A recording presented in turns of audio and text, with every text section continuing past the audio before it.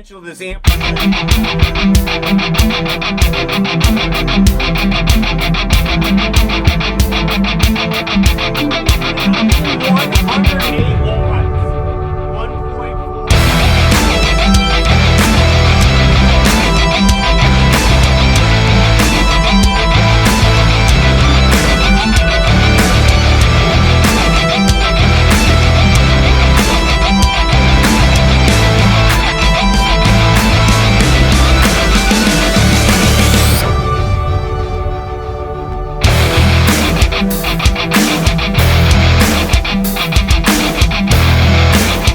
Alrighty guys, welcome back. So I have the Pioneer GM-DX871 here today. I've been having issues since I plugged it in. I made a dyno test actually, my first short, and the amplifier just kind of cut out. So, alright, I'm gonna plug this back in here. Oops. So I'm gonna, where are my wires? I went and bought a new RCA wire as an output for my my device and an input for the amplifier, and it did the same thing as the first wire that I had.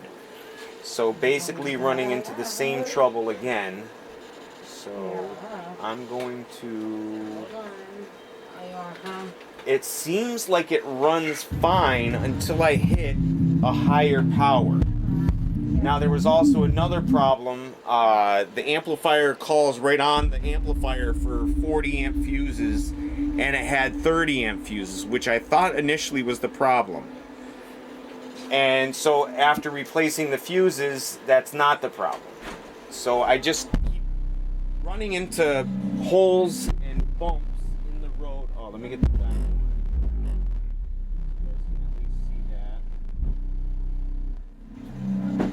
And it seems like like I said, it runs fine until I hit a higher volume. So I don't know if it's tripping something in the amplifier. I went and, like, bugging out. I took the sub out. I rewired the sub. I actually put all new wires on the subwoofer. So if you guys have any ideas or any clues as to what the problem might be, you can chime in, comment down below.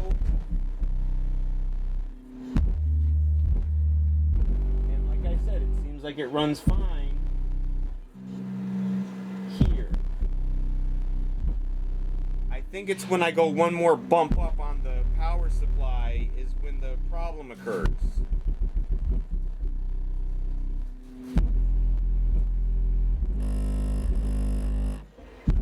And it's not dropping below the ohm, because that wouldn't even make sense, because this literally runs right at 1 ohm and just above.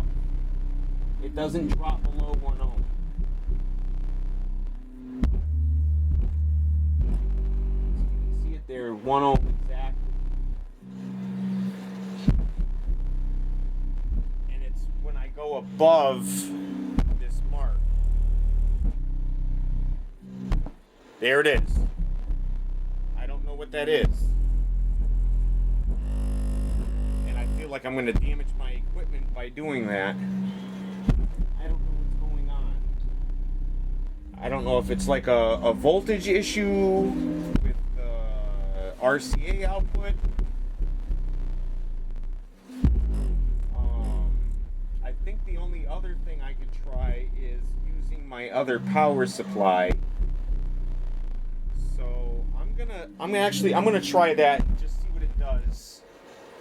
Just for he's and ha-has. So we'll be right back, guys. Don't go anywhere, stay tuned. I'll be right back. Alright guys, so welcome back again. So I don't know if you can hear that already. I'm getting some horrible feedback. I have no idea why. My only guess is the amplifier. Something's going on. So I'm running, I don't know if you can see it in the background here, but my head unit I'm running right here. It's an actual head unit from a car stereo I'm running. Let's see if we can get some more power here. I mean, I got a horrible hum, but other than that, it's working so far, but that doesn't mean anything because it was working on low power before.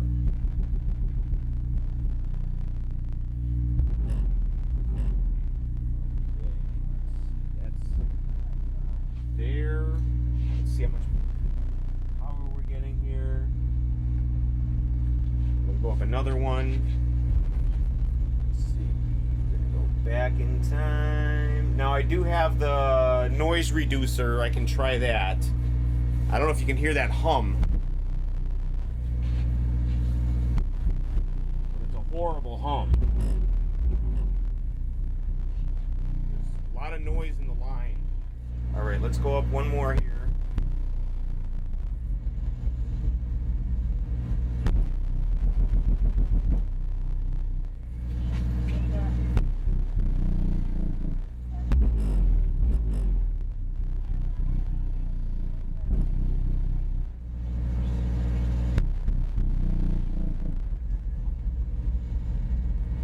You can actually see it pulsating. Good.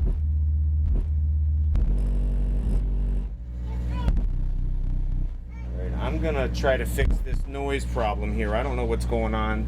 I'll be right back, guys. Stay tuned, don't go anywhere. I'm hoping I can get this noise out of the line here. Alright, YouTube viewers. So I'm just gonna add this to another video because the video I was hoping to make I'm not going to be able to make. So I'll add a couple of things to this video that are, I'm just going to add them to the video. So first of all, I bought this Soundstream Reserve. This is, I guess, like the V2 version.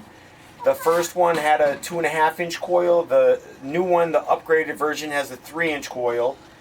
Different basket, whole different assembly. Like they rebuilt their Soundstream Reserve subwoofer, completely rebuilt it.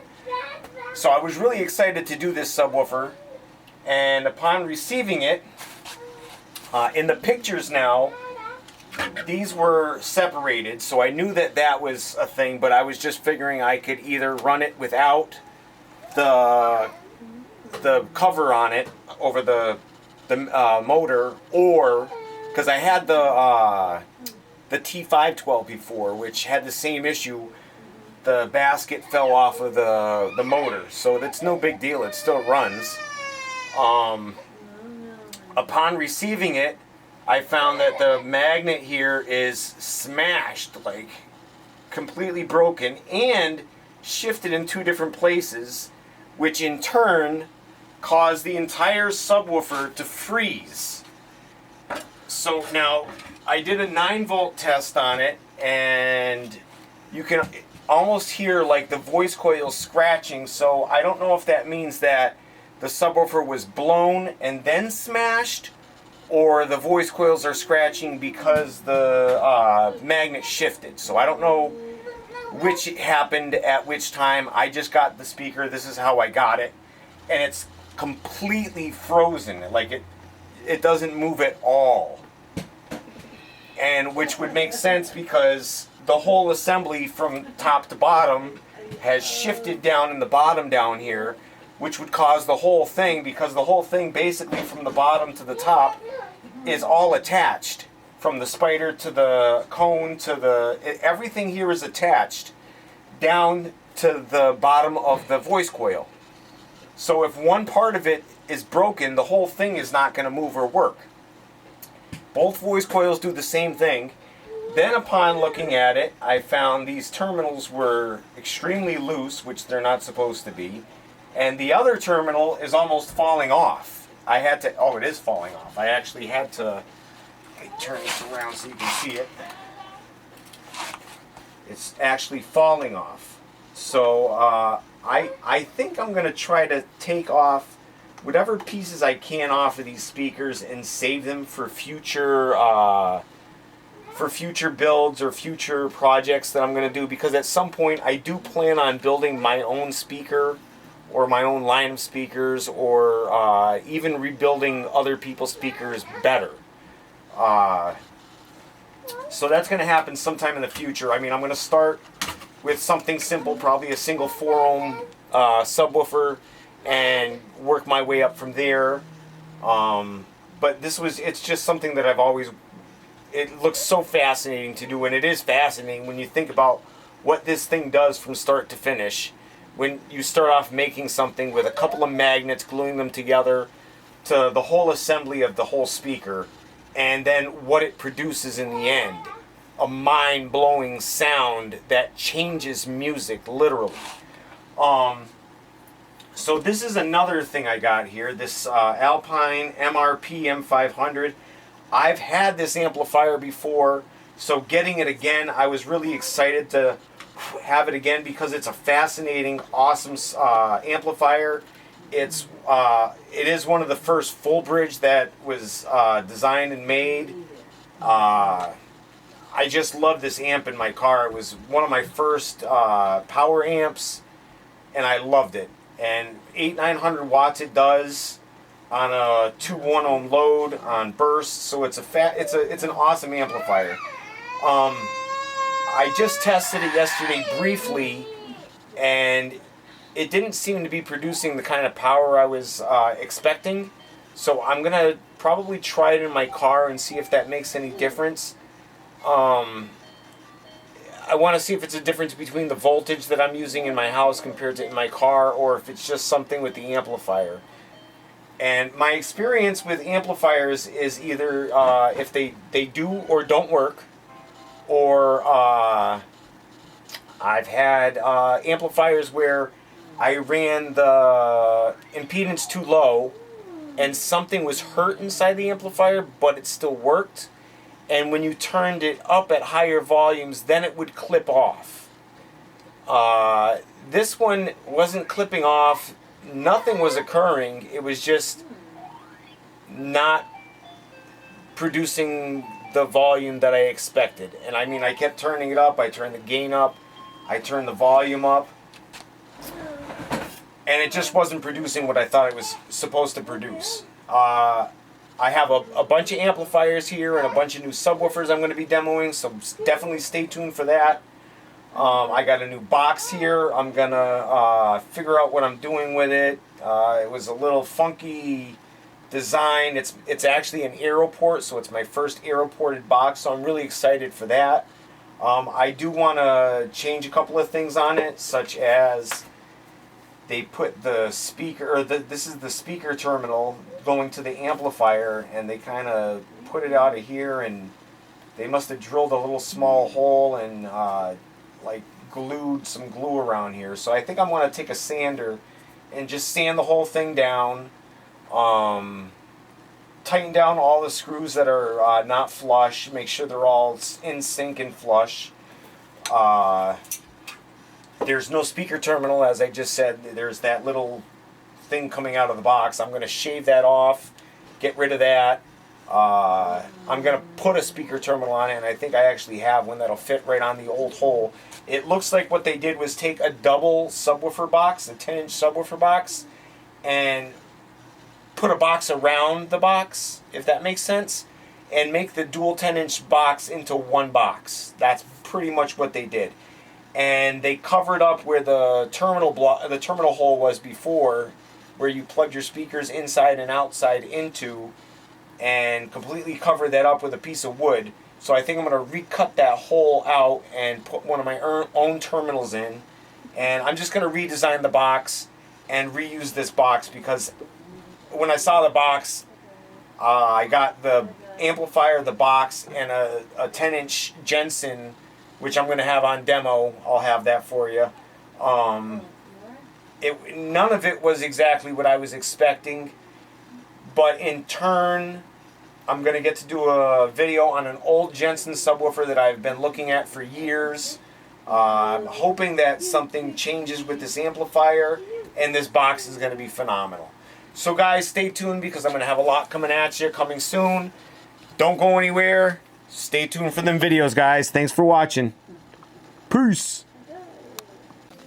Alright, YouTubulars. So while we're here, guys, just wanted to do another video real quick because I'm going to be returning this. And I think I'm going to have to open a return with eBay because I'm having a hard time getting. I'm just going to show you and I did this several times here. I blew this up, I shrunk it, and it's just coming back poor. I don't know if this was scanned in or what, but you can see the tracking number here is very poorly. It has spots in it. Right here, there's spots all the way through the tracking number. And I don't even know if they'll be able to scan this. You can barely read the numbers on it. The address and everything is barely legible. And and I had this blown up before it was about 2/3 of this size, so it was even smaller than this. And I'm just having a hard time here.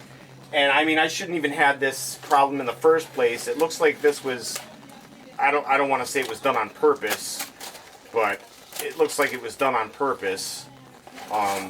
If anything, this should have been checked before it went out.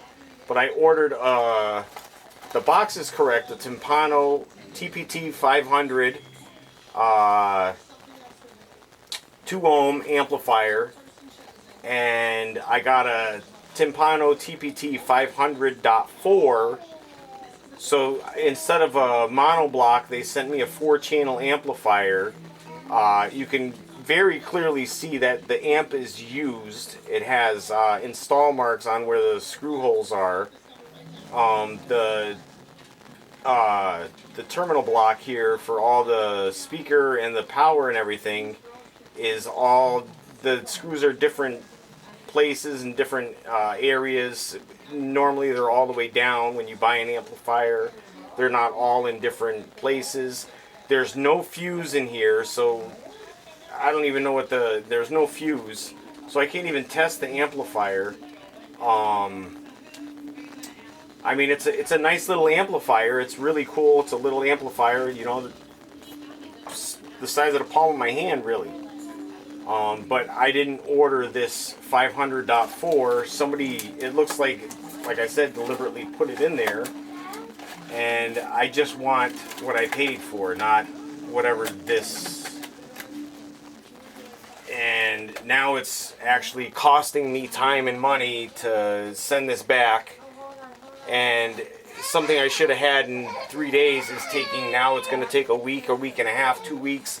Who knows if I'm even going to get the amp that I paid for or have any more issues after this. It was a place on eBay. I got a great deal for 60 bucks.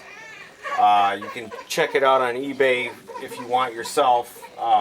It's a retail group company out of Georgia, I believe. Yeah, Marietta, Georgia. So feel free to check that out if you want or don't. So I'm just hoping I get the right amplifier in. I just wanted to shoot this video real quick. And I might even go buy a fuse because I'm not seeming like I'm going to return this at any time. And I'll test the amp to see if it even works.